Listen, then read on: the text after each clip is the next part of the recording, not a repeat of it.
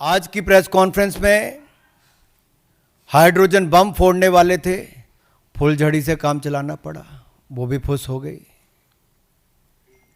क्या हो गया?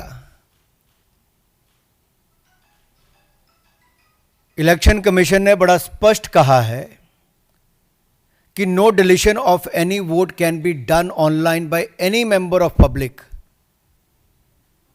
ऑनलाइन किसी भी वोट को नहीं काटा जा सकता और no deletion can take place without giving an opportunity of being heard to the affected person. तो बगैर किसी की बात सुने उसका वोट नहीं काटते, उस पर निर्णय नहीं करते। 2023 में अनसक्सेसफुल अटेम्प्ट्स की गई, प्रयास किए गए जो विफल रहे, नाम काटने के आलंद असेंबली कॉन्स्टिट्यूएंसी में। और ये इलेक्शन कमीशन ने एफआईआर फाइल करने के लिए ही कहा था इस पर, और मैटर इन्वेस्टिगेट करने के लिए भी इलेक्शन कमीशन ऑफ इंडिया ने ही कहा था।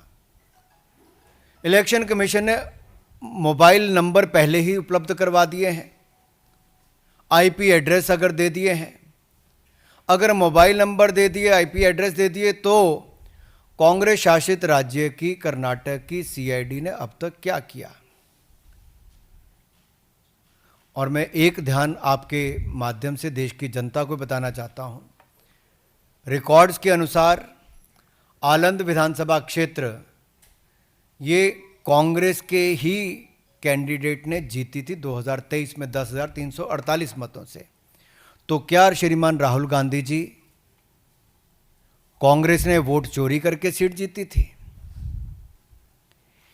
एक बात आज जो राहुल जी ने बातों में मान ली और अपने जवाब में कहा, वो कहते कहते हाइड्रोजन बम एक तरह से फोड़ गए अपने ऊपर ही। वो कहते मैं लोकतंत्र बचाने नहीं आया, राहुल जी कहते हैं। लोकतंत्र को बर्बाद करने की तैयारी है क्या? गलत निराधार आरोप बार बार संवैधानिक संस्थाओं पर लगाना, गलत निराधार आरोप बार बार इलेक्शन कमीशन ऑफ इंडिया पर लगाना, कभी ईवीएम पर प्रश्न चिन्ह खड़े करने, कभी वीवीपैट पर करना, कभी चुनावों के नतीजों पर करना, और कभी टूल किट के सहारे भारत के लोकतंत्र पर, संवैधानिक संस्थाओं पर प्रश्न चिन्ह खड़ा करना, क्या यह आदत सी बन गई है? क्या चाहती है कांग्रेस पार्टी? पूर्व प्रधानमंत्री इंदिरा गांधी जी सत्ता का दुरुपयोग करके, अफसरों का दुरुपयोग करके चुनाव जीती है तो कोर्ट उनको बाहर का रास्ता दिखाता है।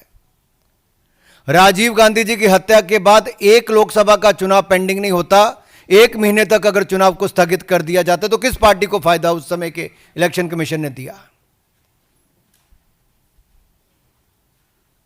रमा देवी जी, एमएस गिल, टीएन शेषन से लेकर ये बाकी सारे इलेक्शन कमिश्नर जो थे, किस पार्टी ने नियुक्त किए और वापस किस दल में गए? कांग्रेस पार्टी में गए। इलेक्शन कमीशन का दुरुपयोग इन्होंने कभी किया होगा, उनको बड़े बड़े पद भी बाद में दिए होंगे,